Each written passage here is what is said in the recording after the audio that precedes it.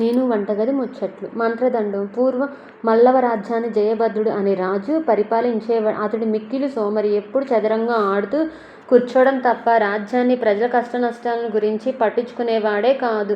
రాజు సోమరి కావడంతో ప్రజలందరూ సోమరిగానే తయారు అయ్యారు. ఎవరు ఏ పని చేసేవారే కాదు. దాంతో పంటలన్నీ ఎండిపోయాయి. రాజ్యమంతటా దారిద్ర్యం విలయతాండం చెయ్యసాగింది. ప్రజలు ఆకలికి అల్లాడిపోతూ ఉన్నారు. అప్పుడు జయభద్రుడు అరణ్యానికి వెళ్ళి భగవంతుడి గురించి తపస్సు చేస్తాడు. దేవుడు ప్రత్యక్షమై ఏమి కావాలో కోరుకోమనగానే, నా రాజ్యం దారిద్ర్యం పెరిగిపోయింది, ప్రజల కష్టనష్టాలు తీర్చడానికి నాకు మంత్రదండం కావాలి అని ప్రార్థిస్తాడు. వెంటనే భగవంతుడు ఒక మంత్రదండాన్ని ఇచ్చి అదృశ్యమైపోతాడు. జయభద్రుడు ఆనందంగా తిరిగి వచ్చి, నా వద్ద ఒక అద్భుతమైన మంత్రదండం ఉంది, దాంతో ఎవరు ఏమి కోరుకుంటే అవి వస్తాయని ఊరంతా చాటింపు వేయించాడు. ఊర్లోని ప్రజలందరూ రాజదర్బార్ వద్దకు చేరుకున్నారు.